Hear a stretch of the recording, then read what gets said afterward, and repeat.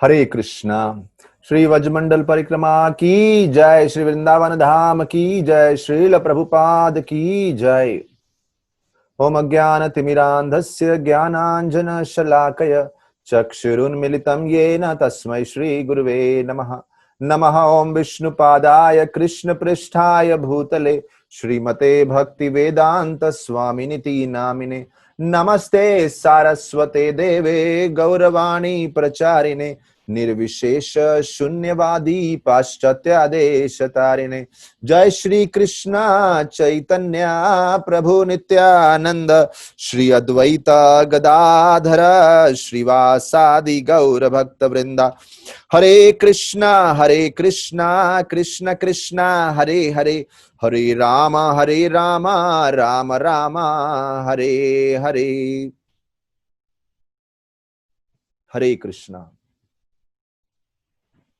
श्री गोस्वामी भक्त वृंद के चरणों में प्रार्थना करते हुए, षट गोस्वामियों के चरणों में प्रार्थना करते हुए, सभी आचार्यों के चरणों में दंडवत प्रणाम करते हुए, प्रार्थना करते हुए, उनकी कृपा की याचना करते हुए आइए हम अपनी व्रजमंडल परिक्रमा में आगे प्रस्थान करते हैं। कल हम बहुत ही महत्वपूर्ण स्थान पे थे, श्री श्री राधा दामोदर मंदिर, और हम बता रहे थे कैसे श्री प्रभुपाद जी इस स्थान को पूरे आध्यात्मिक जगत का केंद्र बताते हैं, क्योंकि यहाँ पे षट गोस्वामियों ने पूरी योजना बनाई, प्रचार इत्यादि की, कैसे संकीर्तन, जो चैतन्य महाप्रभु का जो विजन है, प्लान है, योजना है, उसका प्रचार करेंगे। इसीलिए हम सबसे पहले षट गोस्वामियों को प्रणाम करते हैं, जिनकी कृपा से आज हमें वृंदावन धाम के दर्शन होते हैं। उनके बारे में, वृंदावन धाम जिस स्थिति में हमें प्रकट है, वो सब कृपा श्री गोस्वामी छठ गोस्वामियों की है, तो उनको प्रणाम करते हैं। फिर हमने चर्चा किया कैसे जीव गोस्वामी की समाधि पे श्रील कृष्णदास गोस्वामी समाधि मंदिर, और साथ ही साथ कृष्णदास ब्रह्मचारी समाधि, जिनका समाधि भी यहीं पे है, जो गदाधर पंडित के शिष्य हुए और जिनको सनातन गोस्वामी ने सर्वप्रथम पुजारी बनाया मदन मोहन जी का। उसके बाद हमने श्रील भक्ति सिद्धांत सरस्वती ठाकुर के पुष्प समाधि के दर्शन किए, और पुष्प समाधि के दर्शन करते हुए आइए आगे चलते हैं। बहुत ही महत्वपूर्ण स्थान श्री राधा दामोदर मंदिर में, वो है श्रील रूप गोस्वामी समाधि मंदिर। ऐसा बताया जाता है कि श्रील रूप गोस्वामी ने अपने हाथों से दामोदर भगवान की मूर्ति बनाई थी और जीव गोस्वामी को दी थी उपासना के लिए। तो आइए कुछ चर्चा करते हैं ये श्रील रूप गोस्वामी कौन है, उनके बारे में। तो श्रील रूप गोस्वामी वृंदावन में श्री चैतन्य महाप्रभु के आदेश अनुसार आए। ऐसे बोलते हैं श्रील रूप गोस्वामी जब वृंदावन में आए तो प्रयाग से आए, क्योंकि प्रयाग में श्री चैतन्य महाप्रभु ने रूप गोस्वामी को आदेश दिया था कि आप वृंदावन में जाके तीर्थों की स्थापना कीजिए। जो तीर्थ लुप्त हो गए हैं हमारी नजरों से, हमें दिखते नहीं है, हमारे अदृश्य हो गए हैं जो वृंदावन में, उन्हें फिर से स्थापना कीजिए उनकी। और साथ ही साथ ऐसे शास्त्रों की रचना कीजिए जो हमें भक्ति, साधना इत्यादि के बारे में बताते हैं।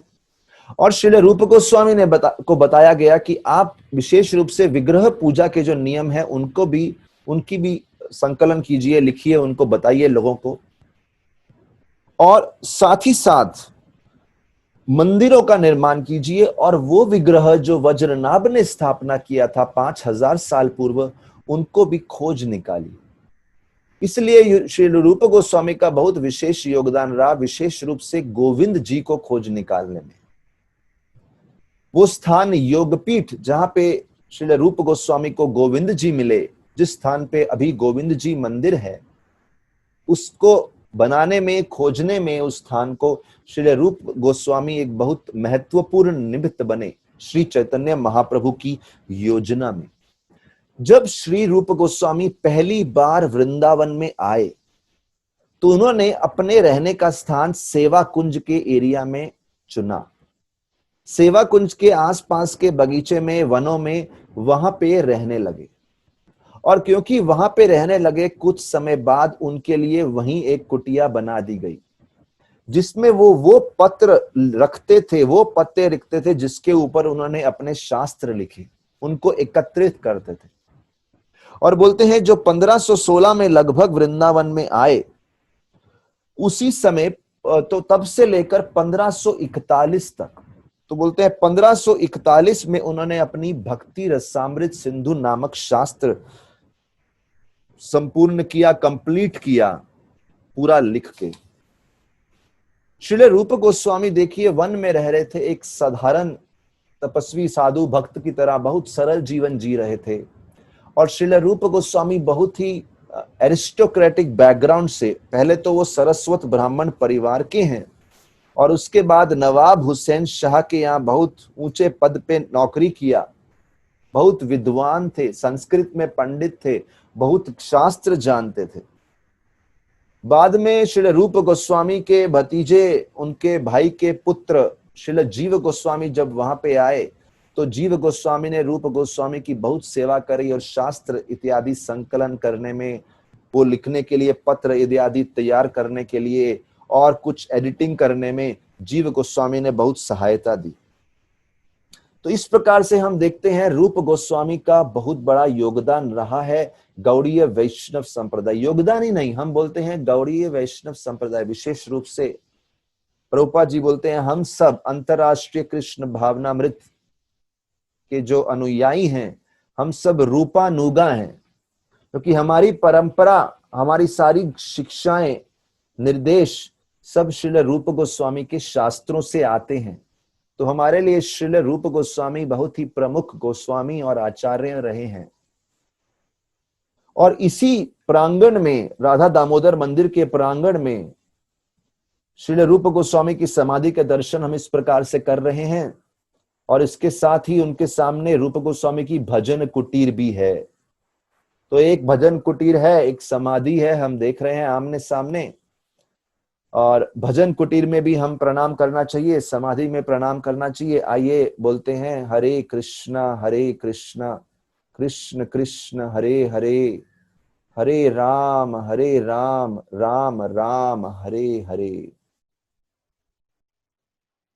और साथ ही हम देखते हैं ये भजन कुटीर, एक बात बताना चाहेंगे हम श्री रूप गोस्वामी के जीवन में। श्रील रूप गोस्वामी की जो समाधि देख रहे हैं, ये समाधि का निर्माण श्रील जीव गोस्वामी ने किया। बोलते हैं श्रील रूप गोस्वामी का जन्म हुआ 1489 में हुआ, और चैतन्य महाप्रभु से पहली बार वो मिले 1514 में, 1514 में। और 1516 में वृंदावन आए, और 1564 में श्रील रूप गोस्वामी समाधि में प्रवेश किए।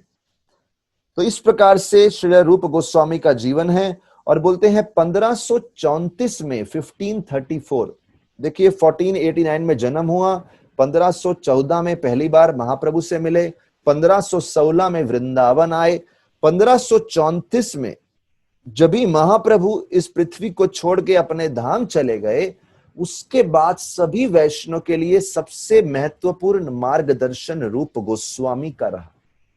उस समय सनातन और रूप दोनों ही नेतृत्व कर रहे थे। सनातन गोस्वामी क्योंकि सबसे बड़े थे उम्र में और महाप्रभु के सबसे सीनियर शिष्य माने गए उस दृष्टिकोण से, तो सबके मेन गुरु रहे उस समय। लेकिन साथ ही साथ आध्यात्मिक नेतृत्व में रूप गोस्वामी का बहुत महत्वपूर्ण स्थान रहा, और इसलिए गौड़ीय वैष्णव सभी रूप गोस्वामी को अपना मेन स्पिरिचुअल लीडर मानने लगे। 1534 के बाद पूरे गौड़ीय वैष्णव महाप्रभु के अनुयायियों को एक पथ पे, एक मार्ग पे निर्देशन देना, ये सब श्रील रूप गोस्वामी के नेतृत्व में हुआ। तो बहुत बड़ा योगदान हुआ। और उसके बाद 1564 में वो समाधि में प्रवेश किए। रूप गोस्वामी आध्यात्मिक जगत में रूप मंजरी हैं, जो ललिता सखी के सेविका है, ललिता सखी को असिस्ट करती हैं श्री राधा कृष्ण की सेवा में। इसलिए बोलते हैं श्री श्री राधा कृष्ण की कृपा प्राप्त होती है ललिता सखी के आशीर्वाद से, और ललिता सखी की कृपा प्राप्त होती है श्रील रूप गोस्वामी के आशीर्वाद से। इसलिए एक बहुत ही सुंदर भजन है, और ये भजन श्रील भक्ति सिद्धांत सरस्वती ठाकुर को भी बहुत प्रिय रहा।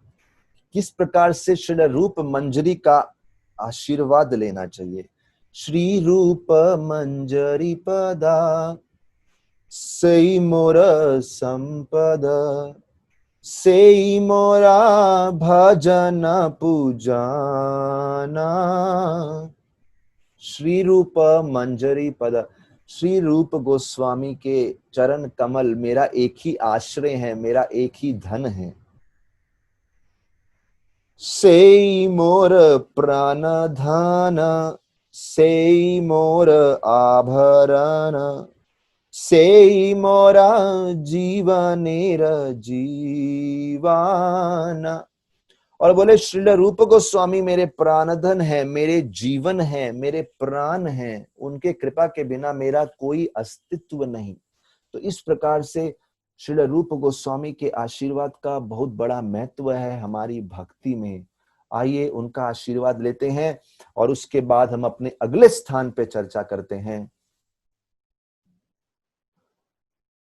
हमारा अगला स्थान है श्रील भूगर्भ गोस्वामी समाधि।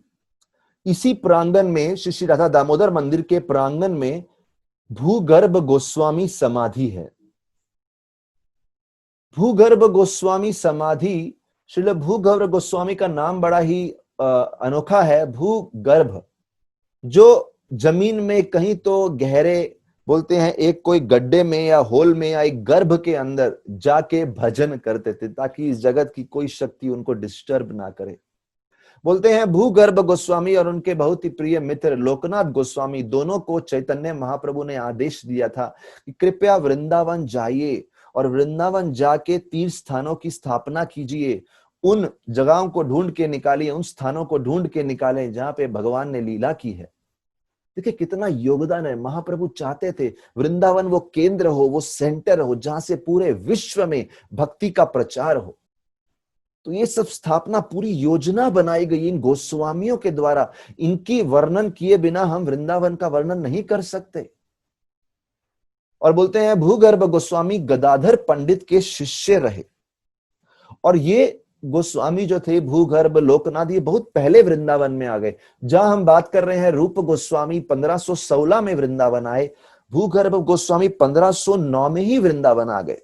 और इनके मित्र लोकनाथ गोस्वामी, उनको बहुत ही प्रसिद्ध विग्रह मिले, आगे चल के हम दर्शन करेंगे, राधा विनोद विग्रह। उनको वो किशोरी कुंड में मिले थे, उमरया नाम के स्थान में किशोरी कुंड में लोकनाथ गोस्वामी को राधा विनोद विग्रह प्राप्त हुए। तो ये बहुत ही अनोखी कथाएं हैं। आइए आगे चलते हैं श्रील प्रभुपाद भजन कुटीर में, जो कि श्रील राधा दामोदर मंदिर में हम देख रहे हैं। प्रभुपाद जी बोले कि मैं शाश्वत इन्हीं कमरों में निवास करता हूं और आप मेरी कृपा, हम देखते हैं हम जाके प्रभुपाद जी की कृपा, प्रभुपाद जी की उपस्थिति को अनुभव कर सकते हैं इन विशेष कमरों में। प्रभुपाद के जीवन पे थोड़ा सा झलक डालते हैं, देखते हैं। ये प्रभुपाद जी का कमरा है दामोदर मंदिर में। हम प्रभुपाद जी के दर्शन कर रहे हैं सामने।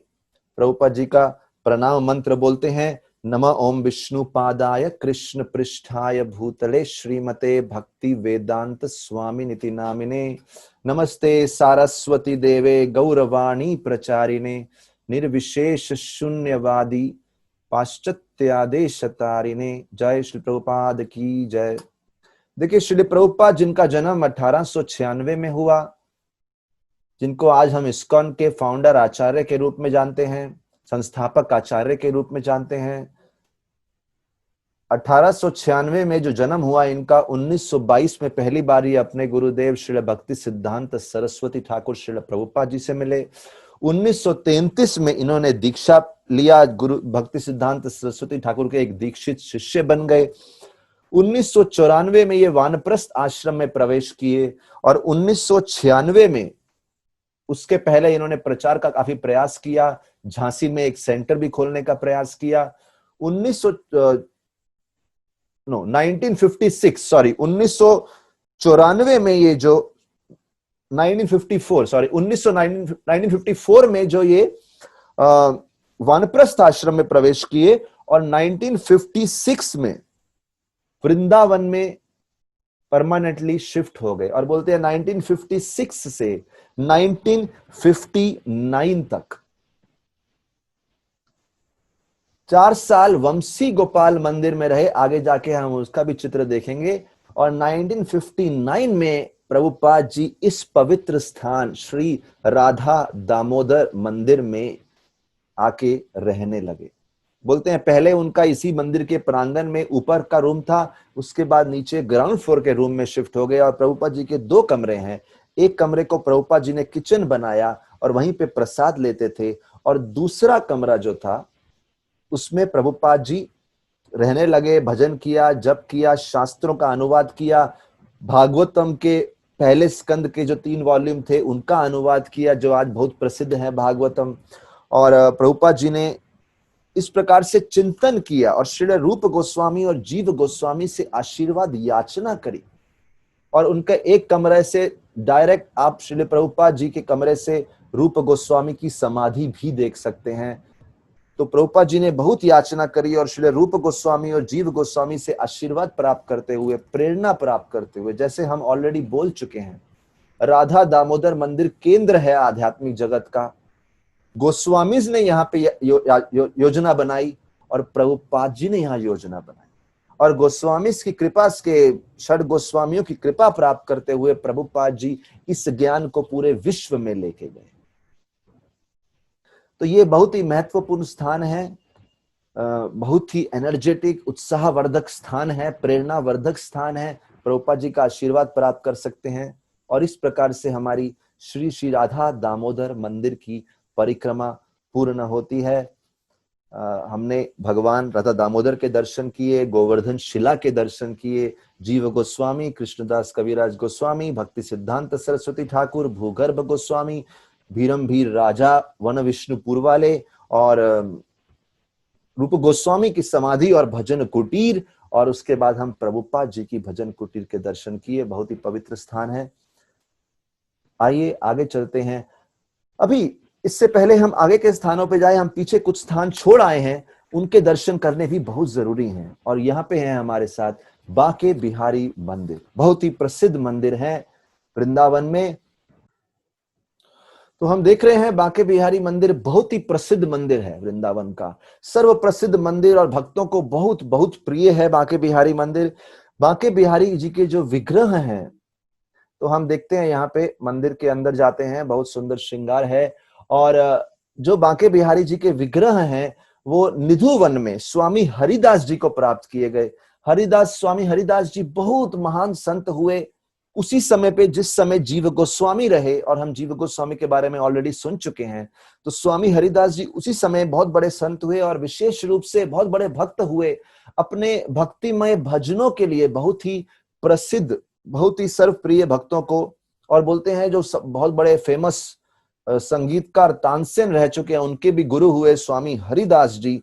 और स्वामी हरिदास जी निम्बर्क संप्रदाय को बिलोंग करते हैं। तो आइए बांके बिहारी जी के चरणों में प्रणाम करते हुए आगे चलते हैं और हम देखते हैं राधा वल्लभ जी के दर्शन।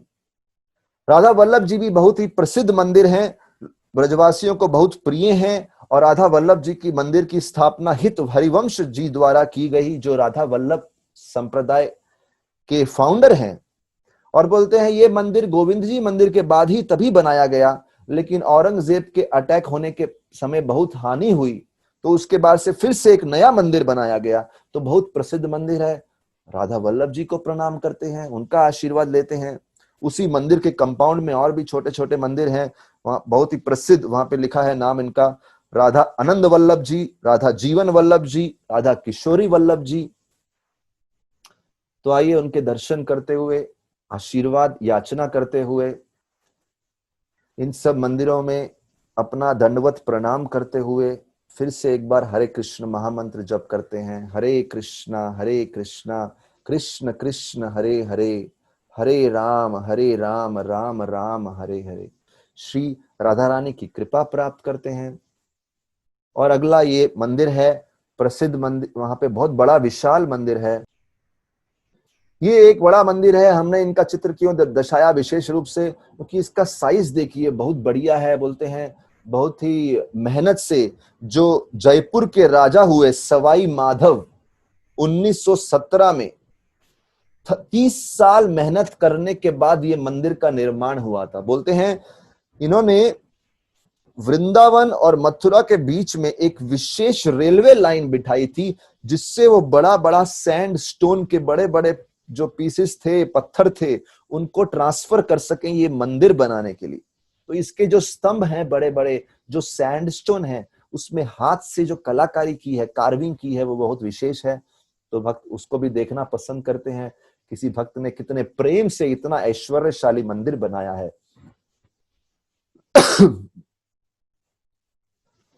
तो हम देख रहे हैं विशाल मंदिर है, तो ऐसे भक्त बहुत ही प्रेम से सेवा करते हैं और भगवान के लिए ऐसा बड़ा बड़ा विशाल मंदिर बनाते हैं। बड़े राजा महाराजाओं ने वृंदावन की इस प्रकार से सेवा की है। और जैसा हम यहाँ पे देख रहे हैं, आगे जाके दो स्थान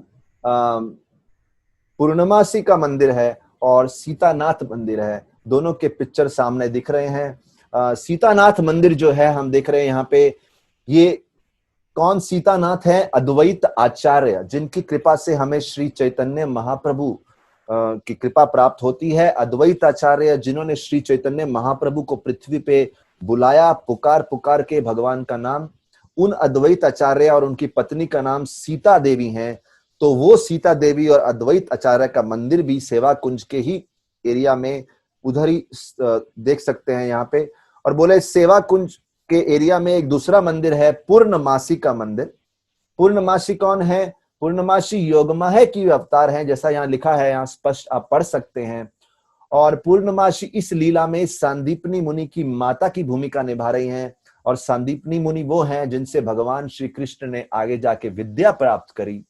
पूर्णमासी का बहुत ही विशेष योगदान है। पूर्णमासी कौन है? जो रेगुलर वृंदा देवी से वृंदा कुंड में मिलती हैं और श्री श्री राधा और कृष्ण के मिलन के लिए अनेक योजनाएं बनाती हैं। और सारे व्रजवासी पूर्णमासी को अपना गुरु मानते हैं। बोलते हैं पूर्णमासी के ओरिजिनल विग्रह साकेत में है, बरसाना और नंदगांव के बीच में। रूप गोस्वामी भी योगमाया के एक विग्रह की उपासना करते थे, जिनका मंदिर इस समय हमें गोविंद जी मंदिर में देखने को मिलेगा। तो ये भी बहुत सुंदर स्थान है। आइए यहाँ पे भी प्रणाम करते हैं। आइए अगले स्थान पे चलते हैं। जैसे आपके सामने बहुत ही स्पष्ट लिखा है, मंदिर श्री बनखंडेश्वर महादेव, श्री राधाम वृंदावन। इस मंदिर की महिमा कुछ इस प्रकार से है। जैसा हम जानते हैं, श्री वृंदावन धाम में 5 विशेष शिव जी के मंदिर हैं। एक है भूतेश्वर महादेव जो मथुरा में है, एक है गोपेश्वर महादेव जो वृंदावन में, चक्रेश्वर महादेव जो गोवर्धन में, कामेश्वर जो काम्यवन में, और नंदीश्वर महादेव। ये जो 5 मंदिर हैं, ऐसा बताया जाता है कि सनातन गोस्वामी जो गोवर्धन परिक्रमा से बहुत प्रेम करते थे, तो श्री गिरिराज के पास जो चकलेश्वर महादेव हैं, उनके दर्शन करने अक्सर जाया करते थे। लेकिन क्योंकि सनातन गोस्वामी बहुत वृद्ध हो गए, तो ये बहुत ही अद्भुत, बहुत ही प्रेम भरी लीला है शिव जी के साथ। क्योंकि सनातन गोस्वामी बहुत वृद्ध हो गए, चकलेश्वर महादेव सनातन गोस्वामी के स्वप्न में आके उनको दर्शन दिए और उनको कहा कि आप बहुत वृद्ध हो गए हैं, अभी आपको गोवर्धन जाने की जरूरत नहीं है। वृंदावन में, चकलेश्वर महादेव बोल रहे हैं, मैं वृंदावन में ही प्रकट हुआ हूं बनखंडेश्वर महादेव के रूप में। तो जब भी आपको चकलेश्वर महादेव के दर्शन करने की इच्छा हो, आप कृपया यहाँ पे आ जाया करिए। यहाँ हम देख रहे हैं बनखंडी महादेव और सनातन गोस्वामी का बहुत सुंदर चित्र है यहाँ पे। तो यहाँ पे हम महादेव को प्रणाम करते हैं। आइए बोलते हैं, हरे कृष्ण कृष्ण कृष्ण हरे हरे, हरे राम राम राम हरे हरे। आगे चलते हैं और हम यहाँ पे देखते हैं श्री श्री गौरनिताई का विग्रह। ये है मुरारी गुप्ता के श्री श्री गौरनिताई विग्रह। बड़े ही विशेष विग्रह हैं ये। मुरारी गुप्ता श्री चैतन्य महाप्रभु के बहुत ही विशेष भक्त हुए और मुरारी गुप्ता विशेष रूप से उनका प्रेम प्रभु रामचंद्र से था। तो श्री चैतन्य महाप्रभु ने स्वयं उनको परिवर्तन करके रामचंद्र का दर्शन भी दिया। श्री चैतन्य महाप्रभु ने अपना रूप परिवर्तन कर लिया मुरारी गुप्ता की प्रसन्नता के लिए। तो मुरारी गुप्ता श्री चैतन्य महाप्रभु को राम के रूप में देख रहे थे। ऐसी अद्भुत लीला।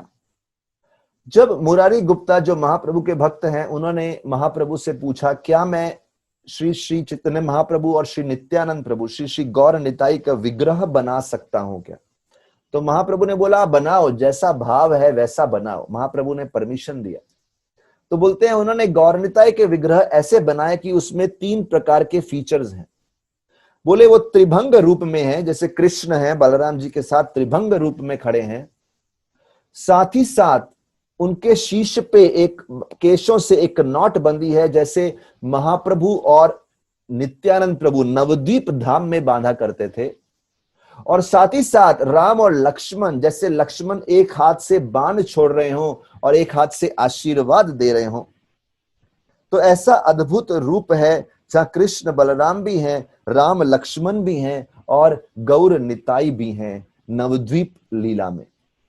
तो ऐसे अद्भुत विग्रह मुरारी गुप्ता ने स्वयं बनाए और बाद में वो विग्रह वृंदावन आ गए और यहाँ में एक माता जी हुई, पिशीमा माता जी, जो इन विग्रह की सेवा करने लगी। और ये मुरारी गुप्ता के श्री गौर निताई के दर्शन करने के बाद हम आगे चलते हैं और देखते हैं स्थान जहां पे बहुत बड़ी भक्त रह चुकी हैं मीराबाई, यहाँ पे रहा करती थी।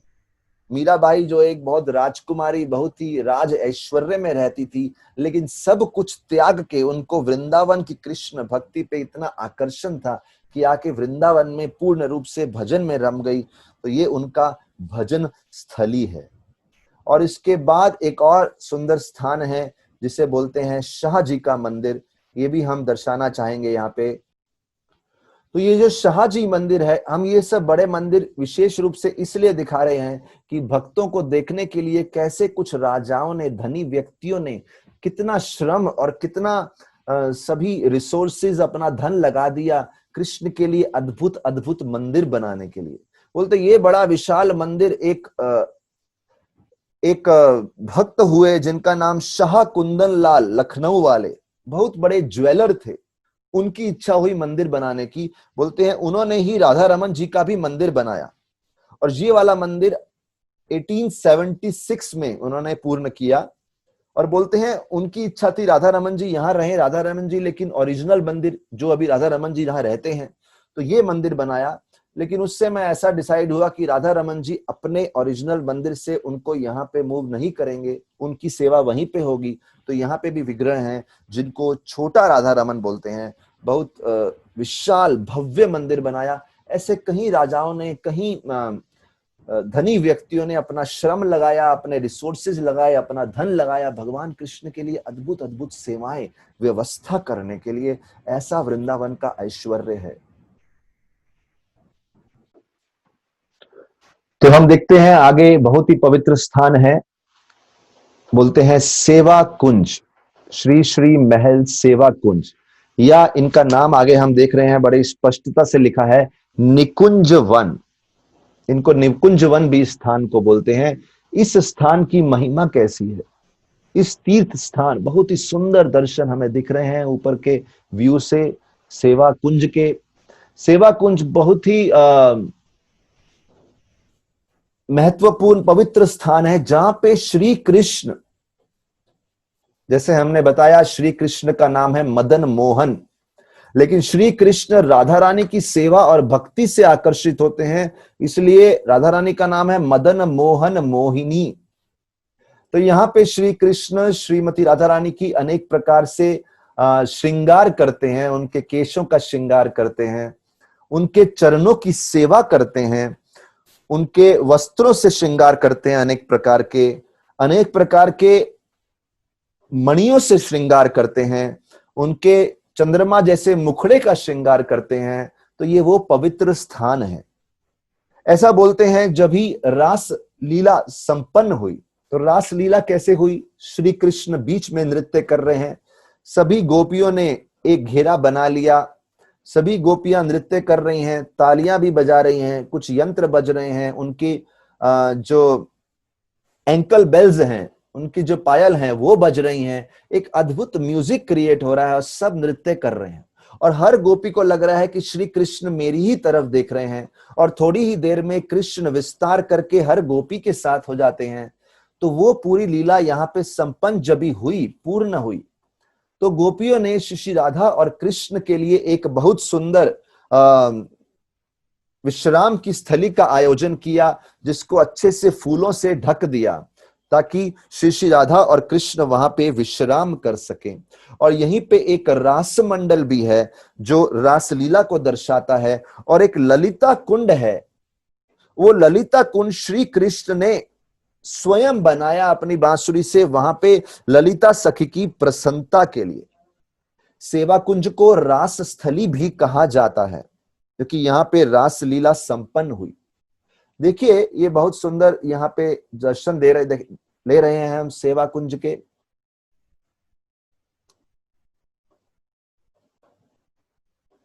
और ये जो सेवा कुंज का एरिया है इसे निकुंज वन कहा गया है। बोलते हैं वृंदावन के केंद्र में अगर गोविंद जी मंदिर को केंद्र बनाए और उसके आसपास कमल की पंखड़ियों को ऐसा हम चिंतन करें, तो वो कमल की पंखड़ियों में बोलते हैं 12 छोटे छोटे वन है, 12 पंखड़ियों पे। जो कृष्ण बलराम मंदिर इस्कॉन है जहां पे, उसके आसपास जो स्थान है उसे विहार वन बोलते हैं। फिर जो वरहा घाट, हमने शुरू में वरहा देव के दर्शन किए थे, उधर जो वन है उसे गोचारण वन बोलते हैं। तो आपको याद होगा वरहा घाट, और हमने गौशाला के बारे में बताया था जहां पे नंद महाराज ने गैया दान में दी थी जब कालिया से कृष्ण बच के आए थे। तो वही गोचरण करने की भूमि है, गोचरण वन बोलते हैं। कालिया घाट जहां पे दिखाया उसे कालिया दमन वन बोलते हैं। फिर एक गोपाल घाट है, वहां पे गोपाल वन है। और ये सेवा कुंज का जो एरिया अभी दर्शा रहे हैं ये निकुंज वन है। आगे जाके जहां राधा रमन मंदिर है वो निधु वन है, वो राधा रमन मंदिर के जस्ट पास में ही है। और जहां पे 64 समाधियों के दर्शन करेंगे वो राधा वन है। और आगे जाके एक पानीघट गांव है, वहां झूलन वन है, और एक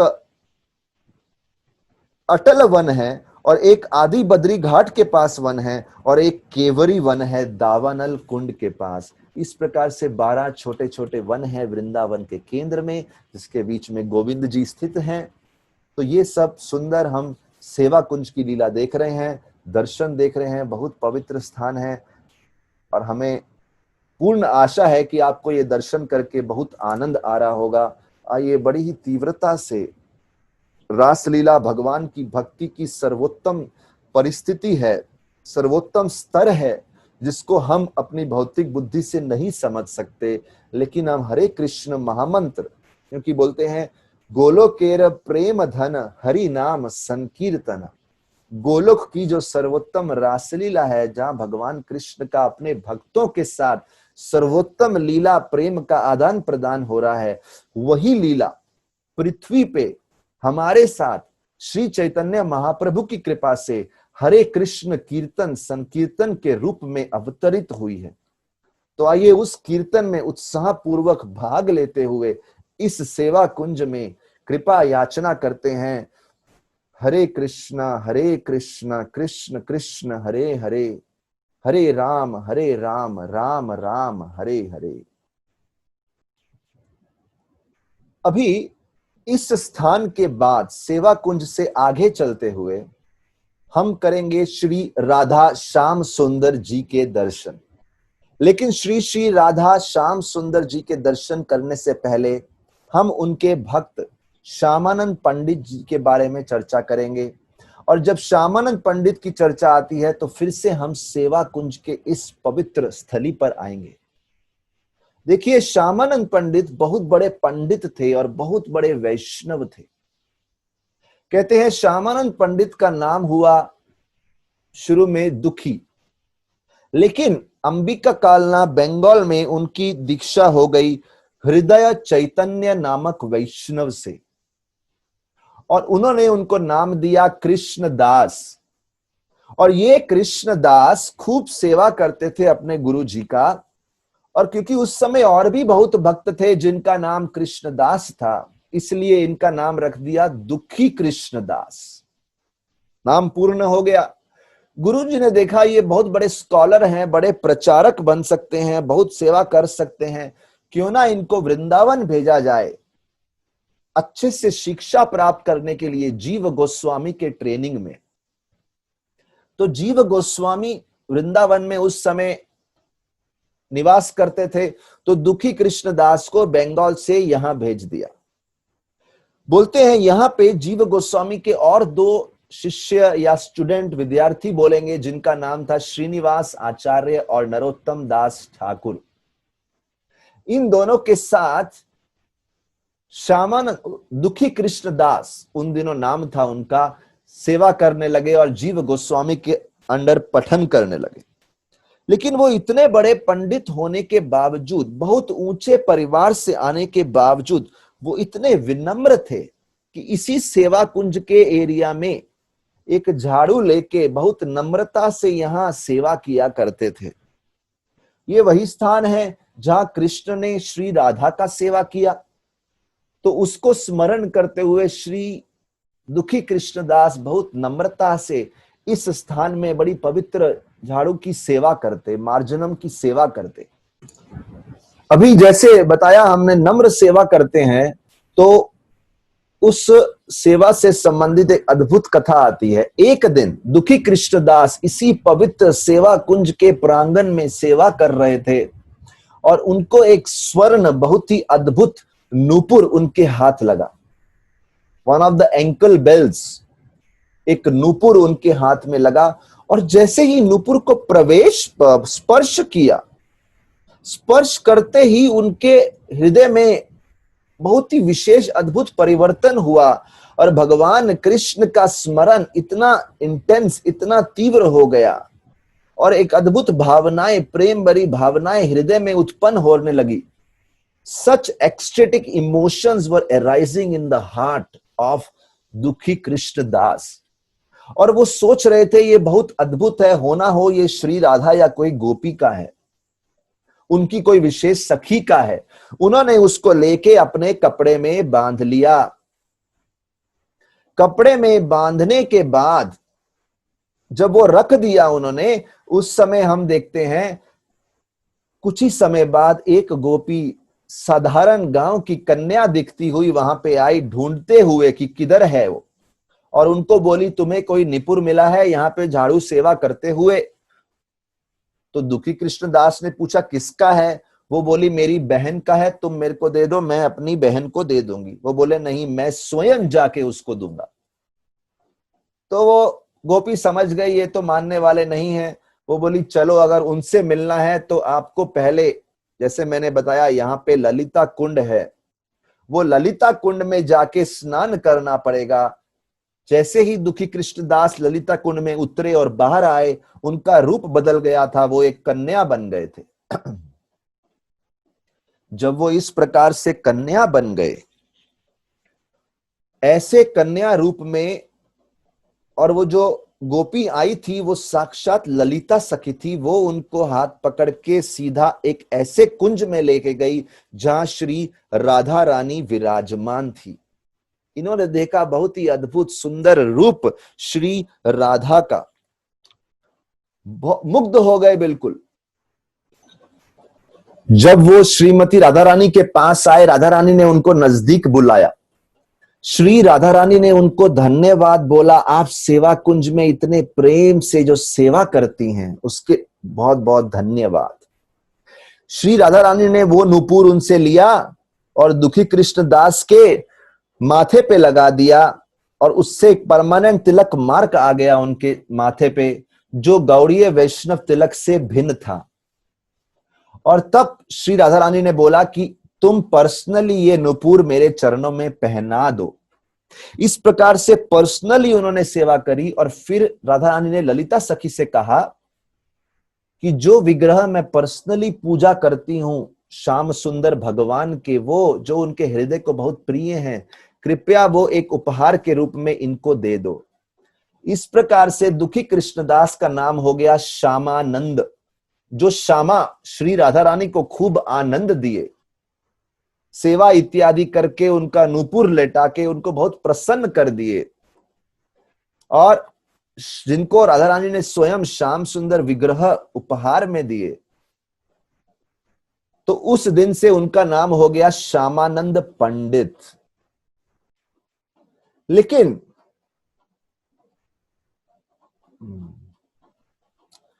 हम देखते हैं कि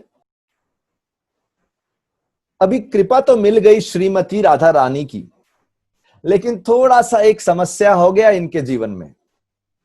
श्रीमती राधा रानी और ललिता सखी ने बोला कि आप ये वाला सब लीला जो हुआ किसी को बताना मत। वापिस से ललिता सखी श्यामानंद पंडित को इसी स्थान पे ले आई और एक पुरुष रूप में छोड़ दिया। अभी अगले दिन से सब लोग देख रहे हैं इनके माथे पे एक तिलक है और इनका नाम श्यामानंद बुला रहे हैं। बड़ी अद्भुत बात है। और ये बात जीव गोस्वामी तक पहुंच गई, जो इनके वृंदावन में मेन टीचर थे, मेन शिक्षक थे। जीव गोस्वामी भी भ्रमित हो गए, ये क्या हो गया इनको। लेकिन उसी रात ललिता सखी जीव गोस्वामी के सपने में आई और कहा कि ये सब श्री राधा की कृपा है, किशोरी जी की कृपा है, तो कृपया आप क्रोधित मत होइए। ये कुछ श्यामानंद पंडित ने अपने मन धड़क तरीके से नहीं किया। लेकिन जीव गोस्वामी को बोला आप किसी को बताना मत। लेकिन कैसे, तो ये समाचार श्यामानंद पंडित के दीक्षा गुरु हृदय चैतन्य को पहुंच गया, जो बंगाल में रहते थे। और उनको लगा कि श्यामानंद पंडित ने कोई नई परंपरा शुरू कर दी, तिलक बदल दिया, कुछ सही मार्ग से भटक गए हैं शायद, या फिर हो सकता है जी हाँ। उन्होंने क्या सोचा, ऐसा है, उन्होंने मेन तो क्या सोचा कि जीव गोस्वामी ने फिर से दीक्षा दे दिया। अभी देखिए, अगर किसी की दीक्षा एक जगह हुई हो, दोबारा से दीक्षा लेना किसी और गुरु से, अपने गुरु के प्रति अपमान होता है और मेन वैष्णव सिद्धांत का अपराध होता है। तो हृदय चैतन्य को यह बात अच्छी नहीं लगी। वो वृंदावन आ गए। वृंदावन में हृदय चैतन्य और जीव गोस्वामी का वार्तालाप पूरे समाज के सामने हुआ कि ये कौन सी वैष्णव प्रथा है, ये वैष्णव प्रथा का उल्लंघन है। तो जब इस प्रकार से वो सामने आ गए, हृदय चैतन्य बैठे थे, लेकिन जीव गोस्वामी कुछ बोल नहीं पा रहे। ललिता सखी ने बोला है बताना नहीं, और श्यामानंद पंडित भी नहीं बोल पा रहे। तो जीव गोस्वामी ने सिर्फ एक बात बोली, अगर आपको लगता है कि ये तिलक इनकी कुछ मन धड़क बात है, तो सब वैष्णव आके ये तिलक मिटाने की कोशिश करो, मिटा ही नहीं पाओगे, क्योंकि ये भगवान का एक अद्भुत अरेंजमेंट है, योजना है। भगवान की इच्छा से, किशोरी जी की कृपा से, राधा रानी की कृपा से ऐसा हो रहा है। तो ऐसी अद्भुत लीला यहां पे हो गई। सेवा कुंज में सेवा करते हुए बहुत ही प्रेम से श्यामानंद पंडित को कृपा प्राप्त हुई। इसीलिए हम वापिस से इस सेवा कुंज में आए, और सेवा कुंज के पास हम उस मंदिर में जाते हैं जहां पे श्रीमती राधा रानी के द्वारा दिए गए विग्रह, उनकी सेवा, उनकी उपासना श्यामानंद पंडित ने करी। ये देखिए राधा रानी क्या बोलती हैं, उनके वचन क्या हैं। जो व्यक्ति श्री श्याम सुंदर जी के मंदिर की भक्ति पूर्ण मन से 4 बार परिक्रमा करेगा, वह 10 अश्वमेध यज्ञों का फल प्राप्त करेगा। सभी तीर्थों के दर्शन, स्नान तथा परिक्रमा का फल प्राप्त करके अंत में श्री कृष्ण के गोलोक धाम को गमन करेगा, उसका पुनर्जन्म नहीं होगा। श्री राधा श्याम सुंदर भगवान की जय। हरे कृष्णा कृष्ण कृष्णा हरे हरे, हरे राम राम राम हरे हरे। ऐसा बताया जाता है कि ये जो श्याम सुंदर मंदिर का प्रांगण है, और ये श्यामानंद पंडित के पुष्प समाधि का स्थान है, और वो स्थान है सेवा कुंज का जहां पे उनको नुपुर प्राप्त हुई थी। तो इधर बताया गया है कि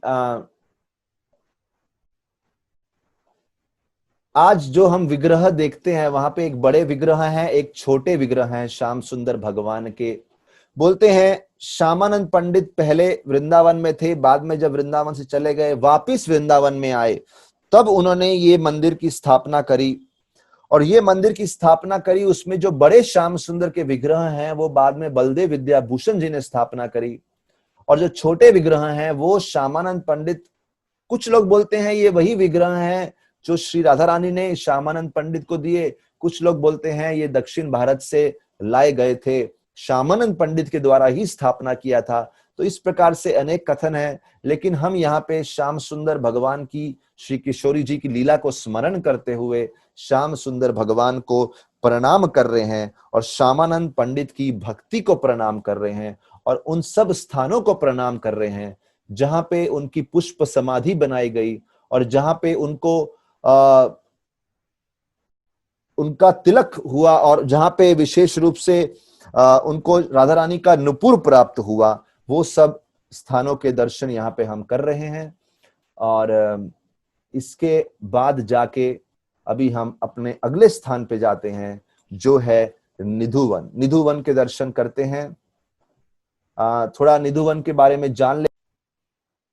निधुवन भक्तों को बहुत प्रिय स्थान है। यहाँ पे निधु यानी भगवान के प्रेम भरे लीलाएं जो श्री राधा गोपियों के साथ हुई, और वन, फॉरेस्ट, निधुवन 12 उपवनों में से हैं जिनका गणना हम ऑलरेडी कर चुके हैं। सेवा कुंज को हमने निकुंज वन भी बोला गया था। निकुंज वन एक वन था, निधुवन एक है, लेकिन सेवा कुंज एक बड़े एरिया को भी बोलते हैं जिसके 12 वन ये भाग हैं। तो निकुंज, निधुवन उस प्रकार से बड़े सेवा कुंज का भाग हुआ। तो निधुवन में श्री कृष्ण के रास मंडल है, रासलीला का स्थान है, एक रंग महल है, जैसे सेवाकुंज में एक स्थान था जहां श्री राधा और कृष्ण विश्राम किए रासलीला के बाद, वैसा ही एक स्थान यहाँ पे भी है। फूलों का स्थान बना के उसके ऊपर भगवान के सोने की व्यवस्था करी, शयन की व्यवस्था करी। तो रंग महल भी है, रास मंडल भी है। सेवा कुंज में जैसे एक ललिता कुंड था, यहाँ पे विशाखा कुंड है। विशाखा सखी की प्रसन्नता के लिए साक्षात श्री कृष्ण ने वो बनाया था, तो वो भी बड़ा उत्तम स्थान है। और एक राधा रानी का मंदिर भी है जो इस लीला का स्मरण दिलाता है कि कैसे एक बार राधा रानी ने भगवान श्री कृष्ण की वंशी को चुरा लिया था। और यही वो स्थान है जहां पे स्वामी हरिदास जी की समाधि भी है। स्वामी हरिदास जी वही हैं जिनको बांके बिहारी जी के विग्रह प्राप्त हुए थे, और स्वामी हरिदास जी को बांके बिहारी जी के विग्रह इसी स्थान पे प्राप्त हुए थे। तो ये भी बहुत अद्भुत लीला है। तो ऐसे कुछ लीलाओं का स्मरण करते हुए आइए निधुवन के अनेक दर्शन हम करते हैं। यहाँ पे हरे कृष्णा कृष्ण कृष्ण हरे हरे, हरे राम राम राम हरे हरे। तो हम देख रहे हैं रंग महल के भी दर्शन कर रहे हैं। तो इस प्रकार से निधुवन में प्रणाम करते हुए, उनकी रज में प्रणाम करते हुए, दंडवत प्रणाम करते हुए, अपना शीश झुकाते हुए, कृपा याचना करते हुए आइए आगे चलते हैं। अगला स्थान है चीर घाट, जिसे चीर घाट भी बोलते हैं, शयन घाट भी बोलते हैं। शयन घाट क्यों बोलते हैं? क्योंकि केशी को मारने के बाद भगवान कृष्ण यहाँ पे आके विश्राम किए थे। और दूसरा चीर घाट क्यों बोलते हैं? क्योंकि एक बार भगवान रासलीला संपन्न करने के बाद सभी गोपियों के साथ यहाँ पे स्नान के लिए आए। जब ये सब गोपियां और सब गोपियों ने अपने वस्त्र वहां रखे, तो भगवान ने उनके वस्त्र, भगवान छुप के जल में से बाहर आए और सभी गोपियों के वस्त्र छुपा दिए। देखिए दो चीर घाट है, एक ये चीर घाट है और एक दूसरे चीर घाट है। दूसरे चीर घाट में वो लीला हुई जो कात्यायनी व्रत के समय जब गोपियां स्नान कर रही थी तो उनके वस्त्र छुपा दिए। और ये चीर घाट है जो कात्यायनी व्रत के काफी समय बाद जो ये लीला हुई थी, रास लीला के समय भगवान ने जो वस्त्र छुपाए थे गोपियों के। और जिन लोग को ये लीला का संदर्भ नहीं मालूम, इस लीला को गलत ना समझे, तो मैं ये बोलना चाहूंगा, पहली बात तो जब ये लीला हो रही थी तो भगवान की उम्र बहुत छोटी थी। और दूसरा, अगर लोग बोलते हैं अरे कैसे एक युवा युवतियों के वस्त्र चुरा सकता है, लेकिन देखिए ये साधारण पुरुष स्त्री का के संदर्भ में बातचीत नहीं हो रही। ये उन परमात्मा, उन भगवान के बारे में बात हो रही है जो हर किसी के हृदय में निवास करते हैं। जितने भी प्राणी हैं, जीव हैं, सब भगवान के अंश हैं। और इस लीला से दर्शा रहे हैं कि कैसे ये सब गोपियां जिनके वस्त्र चुराए, कैसे वो वस्त्र ढूंढते हुए बाहर आई और अपना सर्वस्व, सभी आसक्तियां छोड़ के भगवान के सामने हाथ ऊपर करके खड़ी हैं, पूर्ण समर्पण दिखा रहे हैं। भगवान की प्रसन्नता के लिए पूर्ण समर्पण है कि व्यक्ति अपना सूक्ष्म शरीर, स्थूल शरीर, अपनी सारी लाज लज्जा इस जगत की छोड़ के भगवान की सेवा में तत्क्षण समर्पित है। उस सिद्धांत को ये लीला दर्शाती है। तो ये भी एक चीर घाट है। यहाँ पे हम प्रार्थना कर सकते हैं कि हम भी बहुत सारी आसक्तियों को अपने हृदय में धारण किए हुए हैं और बहुत सारे भौतिक पदवियों से ढके हुए हैं, हम उन सबको निकाल दें और भगवान के सामने पूर्ण रूप से समर्पित हो जाएं। इस भाव की प्रार्थना करते हुए हम चीर घाट के दर्शन कर रहे हैं, क्योंकि चीर जो शब्द है वो वस्त्रों को बोला गया है। वस्त्र उतार के भगवान के सामने आए, यानी सारी भौतिक पदवियों को छोड़ के, सारी आसक्तियों को छोड़ के, सब लाज लज्जा को छोड़ के भगवान के सामने समर्पण करना है हमको। इस तत्व को दर्शा रहे हैं बड़ी सुंदर से।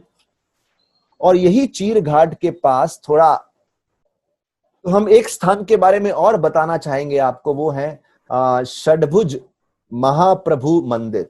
तो महाप्रभु षडभुज रूप में है, 6 हाथ हैं उनके, और महाप्रभु की षडभुज रूप में पूजा विशेष रूप से जगन्नाथ दास बाबा जी के द्वारा की गई। जगन्नाथ दास बाबा जी एक बहुत ही उत्तम भक्त थे, और जगन्नाथ दास बाबा जी हमारी परंपरा में हम देखते हैं, उनका नाम विशेष रूप से आता है। जगन्नाथ दास बाबा जी जब वृंदावन में रहते थे तो एक गौरांग महाप्रभु के, सोना गौरांग के पूजा किया। उनके विग्रह हम आगे जाके देखेंगे। लेकिन भजन में इतने मग्न थे तो एक बार कुछ चोर उनके विग्रह को चोरी करने आए, सोच के कि ये सोने के विग्रह हैं। तो जगन्नाथ बाबा जी ने सोचा विग्रह पूजा में बहुत चिंता हो रही है, मेरे भजन में बाधा हो रही है। उन्होंने वो विग्रह किसी ब्राह्मण को दे दिए और वो वृंदावन से बंगाल चले गए। लेकिन जब बंगाल चले गए, कुछ समय बाद फिर वृंदावन आए, फिर से उनकी इच्छा हुई उनके पर्सनल विग्रह होने चाहिए। जैसे ही जगन्नाथ दास बाबा जी की इच्छा हुई उनके विग्रह होने चाहिए, उन्होंने वो इच्छा अपने सेवक को बताई।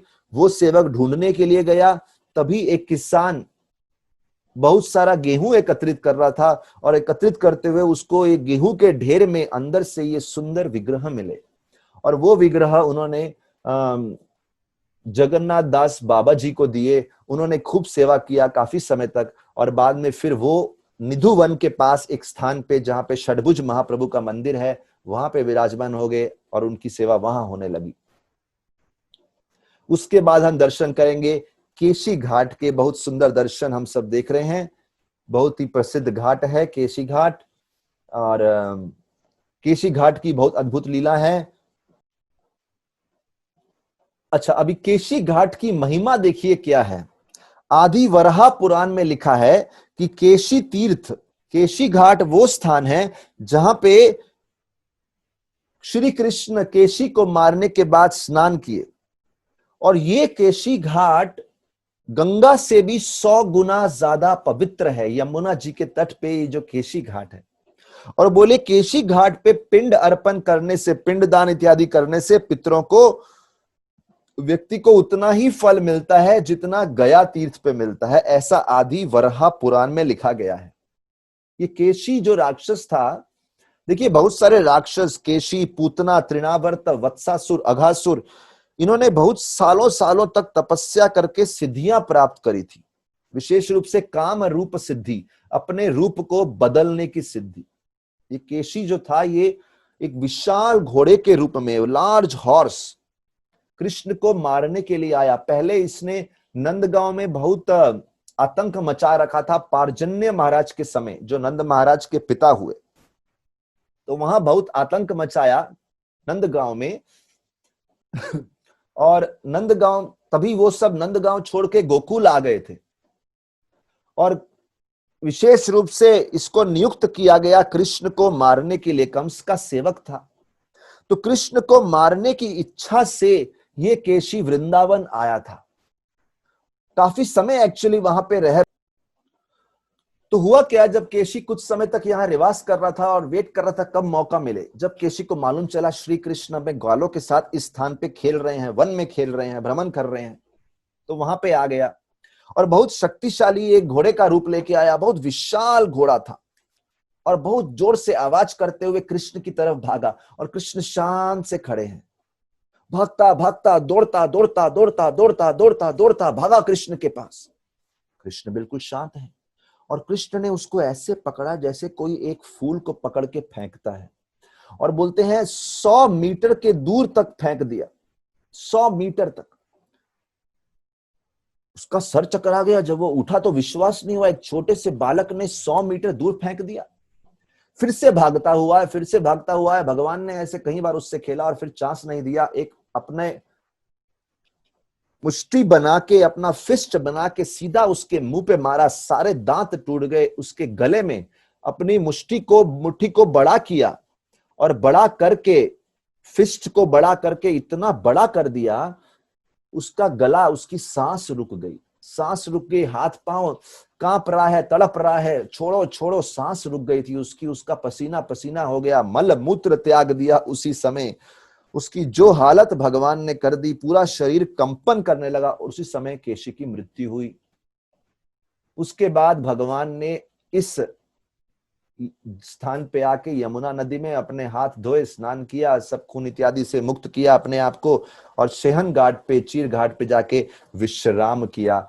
तो ये केशी घाट का स्थान है। आइए यहाँ पे दंडवत प्रणाम करते हैं, जिसकी आदि वराह पुराण में इतनी प्रशंसा हुई है, इतना सुंदरता से जो वर्णन किया गया है महिमा का। और एक बड़ा ही अद्भुत स्थान है, केशी घाट के बाद हम दर्शन करते हैं गदाधर पंडित की दंत समाधि। दंत समाधि बोलते हैं, गदाधर पंडित जो महाप्रभु के बहुत ही निकटीय भक्त हुए, एक्चुअली जो श्रीमती राधा रानी है और पंच तत्व का भाग बन के गदाधर पंडित की भूमिका निभा रही हैं। बचपन से महाप्रभु के साथ रहे, समय समय पे महाप्रभु के साथ भागवतम पे वर्णन चिंतन हुआ। वो गदाधर पंडित की दंत समाधि बहुत सुंदरता से बताया गया है। उनके दांत की समाधि यहाँ बनाई गई है। देखिए, भक्त, बड़े बड़े आचार्य, ये बड़े महान हस्तियां, इनका शरीर बहुत ही आध्यात्मिक है, हमारी तरह पंच महाभूत का शरीर नहीं है। स्पिरिचुअल बॉडीज हैं इनकी, और बहुत पूजनीय माना गया है। उस प्रकार से ये अद्भुत स्थान है गदाधर दंत समाधि। महाप्रभु के बचपन के मित्र हैं, बहुत ही निकटीय भक्त हैं, श्री राधा रानी है, महाप्रभु कृष्ण है राधा रानी के भाव में, और गदाधर पंडित साक्षात राधा रानी है। महाप्रभु को बहुत प्रसन्नता दिया उन्होंने। तो ये दंत समाधि का मंदिर है, ये भी केशी घाट के पास ही है ये स्थान। और अभी ये बड़ा सुंदर स्थान आया वंशी गोपाल जैसे मंदिर, जहां पे हम बता चुके हैं ये स्थान वो रह चुका है जहां पे प्रभुपाद जी 1956 से 59 में रहे। 4 साल यहाँ पे रहे वृंदावन में। उसके बाद राधा दामोदर मंदिर में शिफ्ट हुए, इसलिए इस्कॉन के भक्तों के लिए ये मंदिर बहुत प्रिय है। यहाँ पे प्रभुपाद के स्मरण में ये बहुत सुंदर स्थान है। और उसके बाद एक और दूसरा मंदिर बनाया गया, ये जुगल किशोर मंदिर, बहुत पुराने मंदिरों में से हैं। बोलते हैं ये 1627 में बनाया गया था। अकबर जब 1570 में वृंदावन आए तो उन्होंने परमिशन दिया, ठीक है आप 4 मंदिर बना सकते हैं। तो मदन मोहन जी का, गोविंद जी का, गोपीनाथ जी का और जुगल किशोर जी का मंदिर बनाया गया था। पुराने मंदिरों में से केशी घाट के पास ही है। कुछ लोग इनको केशी घाट मंदिर भी बोलते हैं, ऐसा कहा गया। और ये मंदिर जब बनाया गया था तो उसके बाद औरंगजेब के समय बहुत सारे मंदिरों को तोड़ दिया, सेवा इत्यादि में खंडन हो गया, तो मंदिर पूर्ण रूप से छोड़ दिया गया था उधर का सेवा इत्यादि। लेकिन हम देख रहे हैं पुराने किस प्रकार से बहुत सारे मंदिर वृंदावन में रह चुके हैं, तो उनके स्मरण में ये सब चर्चाएं कर रहे हैं हम। और आइए अभी आते हैं श्री राधा गोकुलानंद मंदिर में।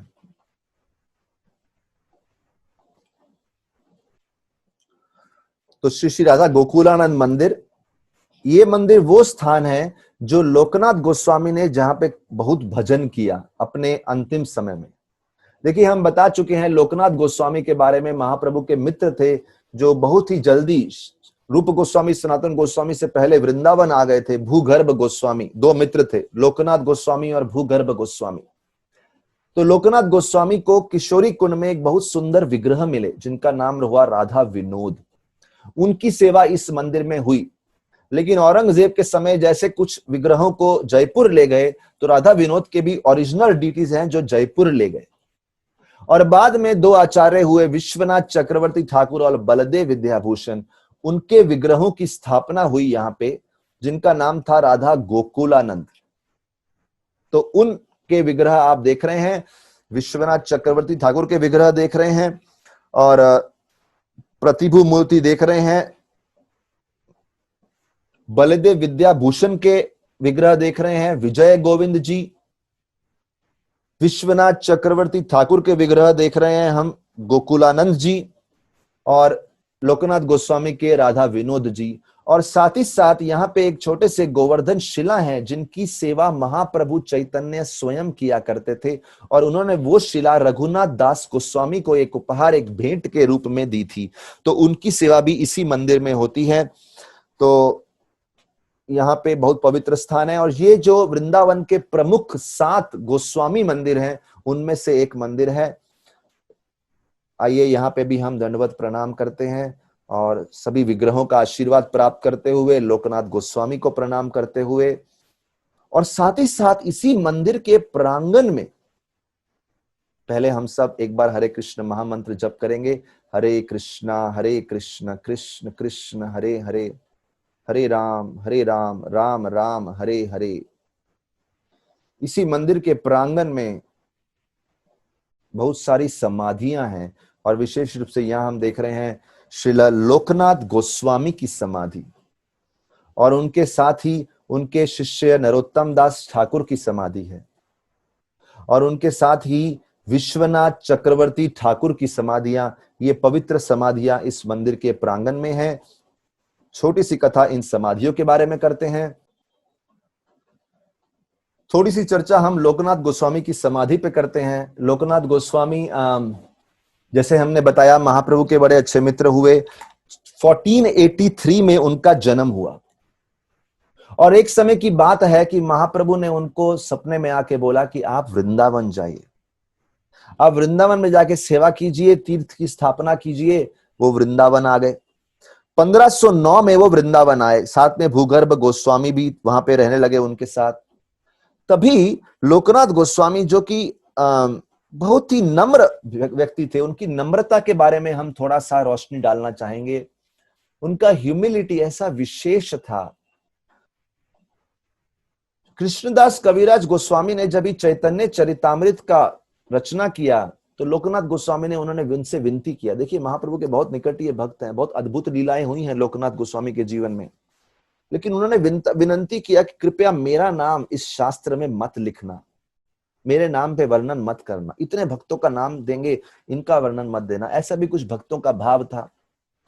और बोलते हैं लोकनाथ गोस्वामी सोचे कि कभी वो शिष्य ग्रहण नहीं करेंगे, कैसे किसी को शिष्य मान सकते हैं, सब तो हमसे बड़े हैं। लोकनाथ गोस्वामी ऐसा सोचने लगे। एक बार महाप्रभु ने उनको दर्शन देके बोला कि आपको कम से कम एक शिष्य तो ग्रहण करना ही पड़ेगा। लोकनाथ गोस्वामी बोले ठीक है, देखेंगे।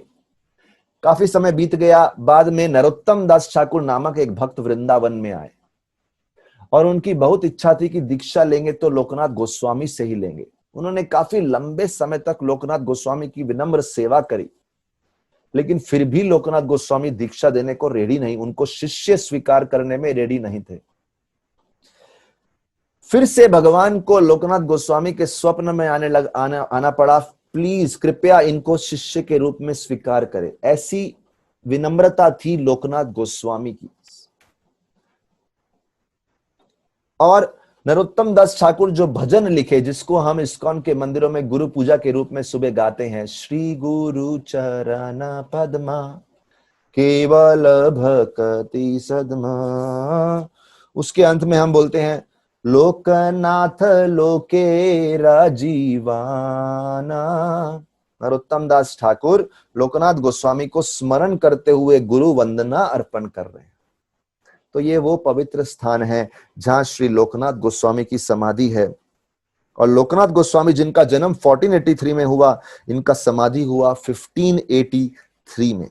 आइए श्री लोकनाथ गोस्वामी के चरणों में वंदना करते हुए, प्रणाम करते हुए आज की कथा को हम यहीं विराम देते हैं। श्री व्रजमंडल परिक्रमा की जय, श्रील प्रभुपाद की जय, श्री वृंदावन धाम की जय। हरे कृष्णा।